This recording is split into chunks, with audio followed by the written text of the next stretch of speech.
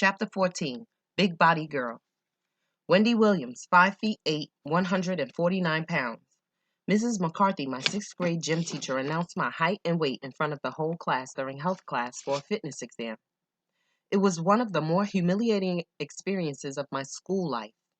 While she weighed everyone and announced everyone's height and weight, it seemed as if when she got to mine, time stood still and everyone's ears perked up to hear.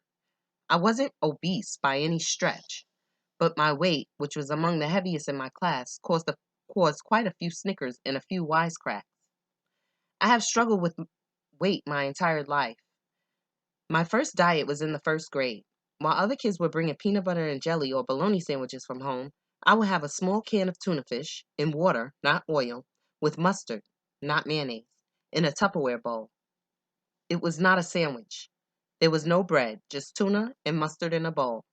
By the second grade, my mother got a little generous and added a slice of Pepperidge Farm wheat bread, the real thin bread, but I only got that once a week. I never had any chips or cookies or anything like that either. Not a single ho-ho, ring-ding, or yodel. Every night I would steal change off my father's dresser. He would always empty his pockets when he came home from work. And on my way to the bus stop, I would dump out the tuna and mustard and put the Tupperware bowl back in my bag. When it was lunchtime, I would buy a hamburger, french fries, the works. This went on for a while until my parents realized that the little diet they had me on was somehow having the opposite effect. My parents tried everything. After the tuna and mustard diet, there was the Carnation instant breakfast diet. Carnation for breakfast and lunch, and a sensible dinner, which would consist of a piece of fish or meat the size of the palm of my hand, vegetables, and a salad with light dressing. Then there was the broil everything diet. I could have nothing fried. I was on the Alba 88 diet. That was like a milkshake. That worked the same way as the Carnation diet. I had an Alba shake for breakfast and lunch with a sensible dinner. There was even the no bread diet where I ate only chef salads. When none of that worked, my parents resorted to the humiliating Friday morning weigh-ins. When the weight was not coming off, I guess my parents assumed that I was cheating and eating. They were right. I tried everything to get out of the weekly high weigh-ins. First, I tried waking up earlier than my parents, getting dressed and going downstairs hoping my readiness for school would thwart the weigh-ins. But it didn't work. They made me get on the scale anyway. Fridays turned into fight days in my house, with me protesting the weigh-ins and my parents insisting that I do it. I finally devised a plan. I learned how to lean on the scale at an angle so that the numbers would go down anywhere from 4 to 8 pounds. I practiced rigging that scale when my parents were at work. The lean had to be just right. I found another trick. Putting the scale on the bathroom rug instead of on the hard floor was good for another couple of pounds. They even tried teasing, albeit good-natured. My brother and sister used to call me wide-body Jet, and my father would say things like, "You're so pretty. If you would just lose some weight." These things were never said in malice. It would always be in the middle of high comedy at the Williams house. My father might jokingly say at dinner, "You might want to put that extra helping of mashed potatoes back. Friday's coming." My mother would never participate in any of the jokes because my weight was not a laughing matter to her. She was very frustrated by my weight. My mother would say, "You know, Wendy, I just bought you those size 12s and now we have to take them back and get a 13. What are you going to do next, girl?" Mothers want their daughters to be in the image of them. Now that I am a parent myself, I understand that. Wanda was the perfect image of my mother, a cotillion queen. I looked nothing like my mother, who was very conscientious about her weight. Both my parents were weight conscious, even to this day. My father is 6 feet tall and a perfect physical specimen. My mother is 5'1" with a fat booty, perfect black woman's booty, small breasts, and wears a size 8 clothes and 8 shoe. Really a 7, but she takes an 8 because she had a bunion surgery and needs the extra space for comfort. TMI. Their first daughter was a cotillion queen and their second daughter had a weight problem. I know they only wanted the best for me and it was tough on them, but it was tougher on me. I couldn't even talk to my sister about it because we had absolutely nothing in common. My younger brother had a minor weight problem, but to my parents, he was a boy growing into a man's body. While I was a girl growing into a woman's body. My mom would buy my brother Twinkies and count them at night to make sure that I didn't have any. I would try to bribe Tommy to give me a Twinkie, and he usually did. Behind my bed on any given night, you could always find candy and Twinkies wrappers. But when my brother and I were fighting, he would hold the Twinkie caper over my head and run and tell my parents I was eating them. This weight thing got so bad that by the time I got to high school, I was bulimic. Well, I tried to be bulimic. I used to throw up. I used to throw up out of my bedroom window. I had to lean out real far so that none of the vomit would hit the house. I tried throwing up in the bathroom, but it always made such a mess, and I was not trying to ever clean a toilet. So that ended my bout with bulimia. In addition to sneaking and trying to dodge diets, I had another secret. I wet the bed. I was a bedwetter until I was about 12. I would wake up in the middle of the night, find my sheets wet, take them off my bed, and hide them in the back of my closet. I would put on clean sheets and start the routine over again the next night. And when it got really bad, I had to flip the mattress over. I might have gotten away with it, but the smell must have been too much, and Mrs. Johnson, the housekeeper nanny, found the smelly sheets. I'm sure she told my parents. I kind of wish that I had a personal relationship with Mrs. Johnson where I could have talked to her, and that would have been our little secret. But I didn't. I was too embarrassed. When my parents found out, I got in trouble, and somehow they managed to blame the bedwetting on my weight. You know your weight is putting pressure on your bladder, my mother would say. She tried to get the doctor to put me on Ritalin for my weight. I have no idea how that would have helped. I experienced what many young girls are going through today. There is even more pressure today for girls to be thin and perfect. Every little girl wants to be Britney Spears. Little girls 7 and 8 years old are looking at Britney and looking at Christina Aguilera and wanting to be that thin. It's an unrealistic image for girls to try to attain. And the magazine covers don't help with these waif thin models, setting the body image standards. It's just one more thing to make a girl feel like she doesn't fit in. But a funny thing happened through all the diets and teasing and humiliation. I learned that size doesn't matter. I learned that I never wanted to be a size 6, that I never longed to be small. I learned that being nearly 6 feet tall and being a big body girl could come in handy one day. There's power in my size. I can walk into a room dressed in black and some 3-inch heels to make me 6 feet too, with my red lipstick and my teased and popped hair, and all eyes will be on me. I don't have to work nearly as hard as the small girls to get noticed. I don't have to take my shirt and specially rip it to expose parts of my body. I don't have to wear embellished tight jeans with fringes down the side and all of that. All I need is some red lipstick. I love red lipstick. And I love pink. My hair done. I love big hair. And I am the center of attention because of my size. Big girls need to know it and work it. You will find that your height speaks volumes. You are way more you are way more of a presence than Lil' Kim and some pasties. And you are taken more seriously. I don't give a fuck about pasties, poom poom shorts, and all that stuff. You can command just as much attention being tall and strong.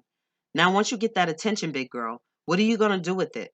Are you going to take it and do something good with it? Or are you going to be some dumb trick on a nigga's arm? Me? I'm Wendy Williams. I'm taking it to the top. Yes, I do know how tough it is growing up. I know what it is to be self-conscious of your height and want to wear flats, hunch your shoulders, and slouch down in your chair. I know what it's like to be at the end of the line or taller than every boy in your fifth grade class. But trust me, if you stand tall, it will eventually work in your favor. Girls with height, be grateful. And make sure when you do walk into a room that you carry your smile with you too, especially if you're trying to snag a man. Nothing works better than your presence coupled with a killer smile. I'm not saying you should walk around just grinning. Know when to use your killer smile. If you don't smile at a brother, he will assume that you're taken, which is why I never smile back, or that you're a bitch, or maybe even a lesbian. All kinds of assumptions happen when you're an outstanding woman of size, in height with a few pounds on you. I'm not talking about Naomi Campbell's tall, who is a 6 foot tall waif model. If you're a big body tall, it's so important to plaster a smile on your face. It's also extremely important that you carry yourself with confidence and that you love who you are. I love myself. Even when I didn't always like things about myself, I had always loved myself, no matter what people around me thought. I had plastic surgery because I loved myself. I loved myself enough to know, no, I loved myself enough to be the best I could be. And if that meant fixing something that I didn't feel represented true me, then I fixed it. If there's a particular aspect of your physical self that you do not like, why suffer with it? Fuck it. Get it fixed or change it if you can afford to. One of the first things I wanted to have done was my breasts. For me, it wasn't a matter of being flat chested, which I was a fatty A cup. Breasts are basically fat, and if I were thin, I would have been a solid A cup on one side. Yes, I was lopsided. My right breast was a fatty A cup, and my left breast was a fatty B cup. This lopsidedness made me really self-conscious, especially when it came time to be intimate with a man. Fortunately, I was never into cheap sex or one-night stands. So if I was having sex, it was with someone who first got to know me, which lessened the anxiety. But nobody wants to get involved with someone and have any reservations about taking off their clothes. Prior to getting plastic surgery, my tactic was to slay them with my personality so that when I took off my clothes, they could care for me enough not to be critical. Fortunately, I have never had any man say anything negative to me about my body. But inside, I knew that I wanted what I wanted, bigger breasts. And you know me, I couldn't just go for the C or the D. I had to do it big, big, big. I was determined that while I was at it, I would also have liposuction and a tummy tuck. Why stop at the breasts? Let's just do the whole damn body. I plotted on plastic surgery since I was young, back in Wayside. Among the group of girls that I hung out with, the notion of plastic surgery was quite normal. In fact, it was nothing for a girl to get a nose job as a bar mitzvah gift. For that community, plastic surgery was not taboo, as it is in the black community. I got comfortable with the idea early. I also decided that when I got my plastic surgery, I would pay for it myself. If this was something you want to do for yourself and you should only be getting it done for you, then you should pay for it. Don't get it unless you can afford it. And don't finance your plastic surgery. I know I would be pretty pissed if I was still paying for my boobs today. I don't believe you're supposed to finance things like a new body.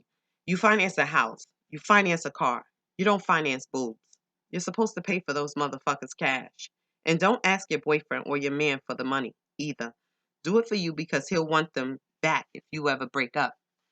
At the very least, you'll look like a real chicken head when you break up and he tells the whole world that he bought your boobs. Save up and pay for your plastic surgery. I put away a little out of each paycheck until I had enough to cover what I wanted to get done. Another thing I did was not discuss my decision with anyone. I didn't tell my girlfriends or my family what I was going to do. I didn't want to hear any naysaying, nor did I want anyone's opinion. I was doing this for me, and I didn't expect anyone to understand. When I got my surgery, I blocked out anyone or anything that could possibly scare me. Celebrities don't talk about surgery, so you don't get those scare stories or great stories. They simply don't talk about it. I didn't talk about I didn't talk about it with my family and I didn't talk about it with my friends. So I had nobody from the old school saying, "Wendy, you know what can happen to you?" The only person I really talked to about what I was going to do was Kevin, who eventually became my husband. In fact, I told him the first night we hung out. I knew I liked him a lot, and if he was going to be a part of my life, he had to be okay with my decision to get plastic surgery. I needed to know if he was down with it. If he wasn't, he had to go. It was that simple. If he was going to have a problem with it, I couldn't be with him because this was something I needed to do for me. And if the man I was with couldn't understand that, bye-bye. Fortunately, Kevin completely understood and supported my decision. And he didn't say anything like, "Yeah, yeah, get the biggest titties they got." He was pleased with my original body. He fell in love with that woman. That was a huge plus. I clearly remember my first husband and several of the boyfriends that I had in the past who were dead set against plastic surgery. The funny thing is that it was always the Brooks Brothers men that I dated who never liked a lot of makeup, my red lipstick, and the big hair. The Brooks Brothers said never liked any embellishment. The Brooks Brothers said never liked any embellishment. They liked me natural. I don't know why, but I knew ultimately that I had to break free and be the woman I always felt I was inside. I knew my outside had to match my inside. I was glad Kevin willingly supported my decision. I didn't want to be with a man who just went along with what I wanted to just because I forced him into it. I'm too strong a woman to want to be the boss at home. I believe the man needs to be the man of the house. Not only did Kevin support my decision to improve my appearance, he participated. He would treat me to facials and manicures. He would bring home overstated jewelry. He understood the bedazzler inside of me and he fed it. He also understood the business I was in and how important it was to have jewelry and things that make a statement. He knew I couldn't have a simple, understated Cartier watch. I had to have a big, loud, colorful thing with diamonds. When he presented me with my engagement ring, it was a huge diamond surrounded by smaller diamonds. And when he made a little more money, he got that ring turned into a necklace which I still wear today, and gave me an even huger diamond surrounded by big diamonds. He buys me a new fur every winter. Kevin was definitely in on creating the Wendy people see today, but he was the only one I let in on my plans. If I told my parents my plans, they would have probably said something like, liposuction? Wendy, all you have to do is push back from the table. A good diet and exercise will fix all of that. Who the hell wants to diet and exercise when you can have liposuction? I didn't want to wait. I wanted my new body now. I got the liposuction first. It was large volume, so it had to be done in 2 sessions. I got my thighs done first and my stomach and boobs next. There was a waiting period of about 2 months in between the surgeries. The only preparation I made was saving my money. I paid $15,000 for the 2 liposuctions and the implants, and I paid in cash. I found my plastic surgeon through my gynecologist. My first gynecologist did not approve of me getting plastic surgery and kept trying to block and talk me out of it, so he got dropped. You either ride with me or you get out and walk. My new GYN approved of it and was able to give me very good recommendations. I went for a few consultations, compared the results of former patients, talked to women in the waiting room who had had work done and were back for more and settled on a surgeon. I went in, got my surgery, and was out of commission for a couple of weeks. I was black and blue.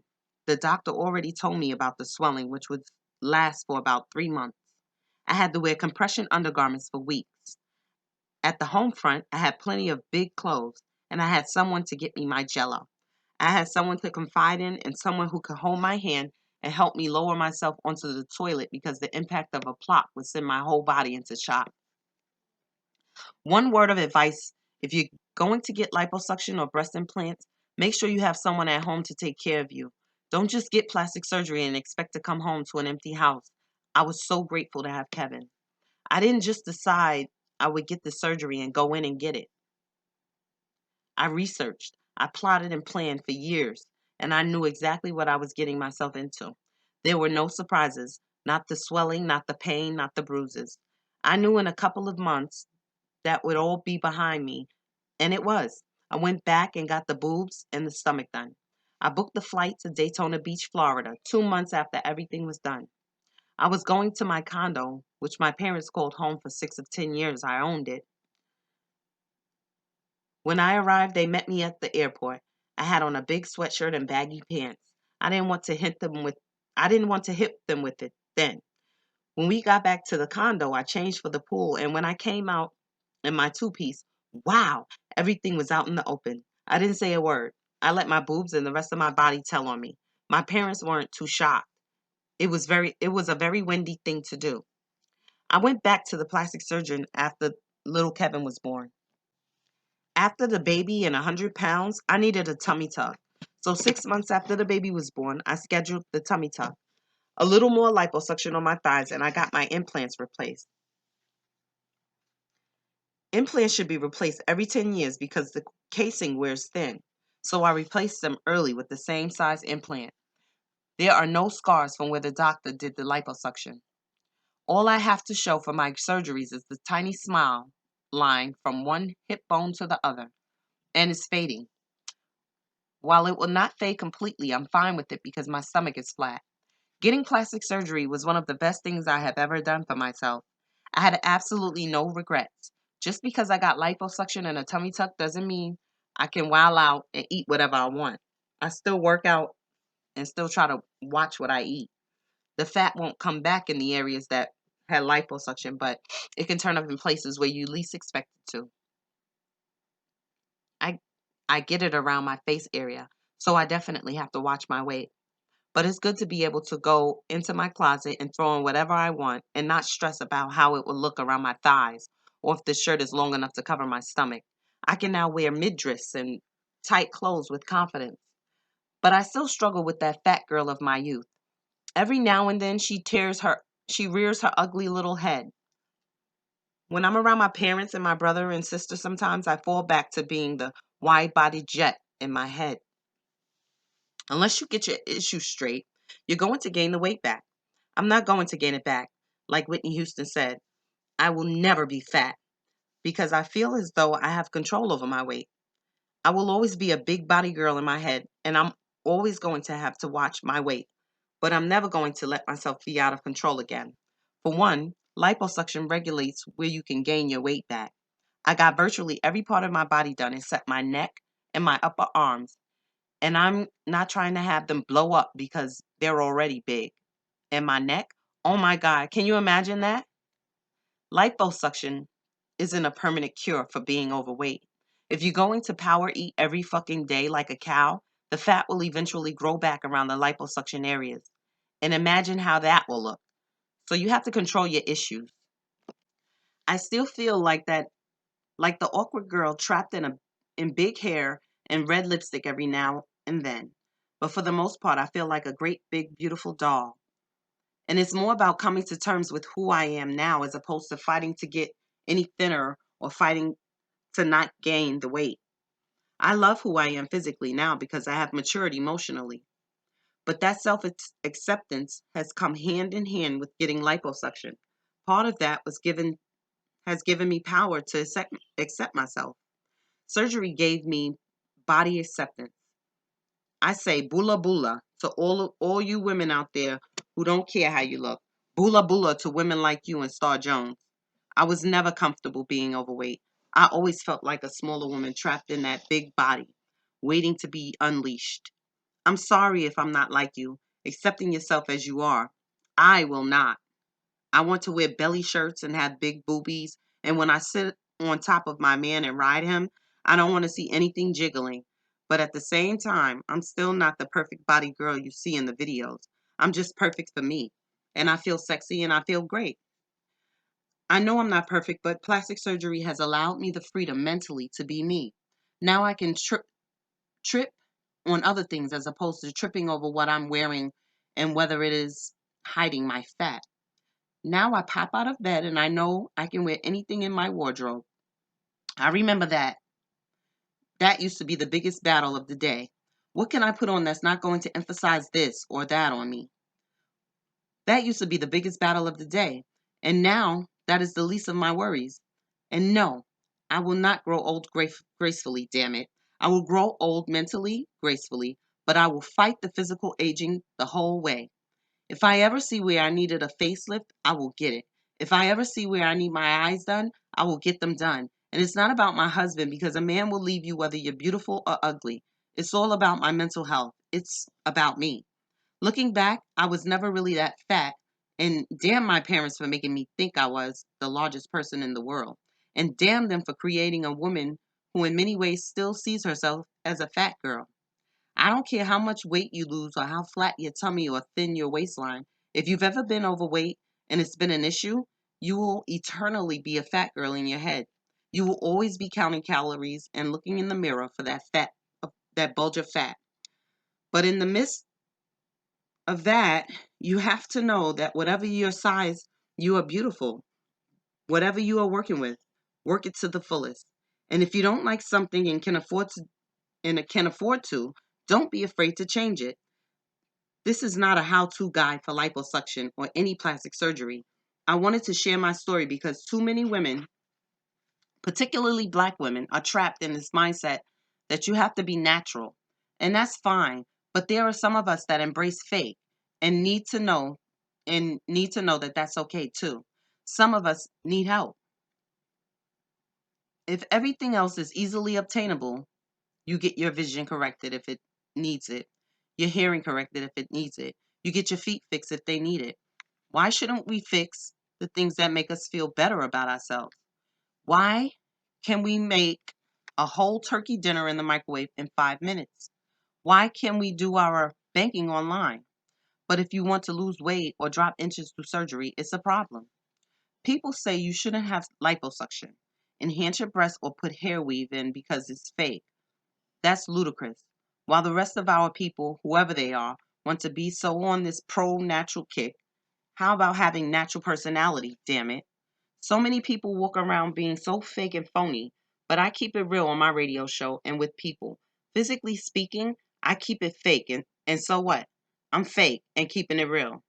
And I'm telling you how I did it and letting you know you can do it too.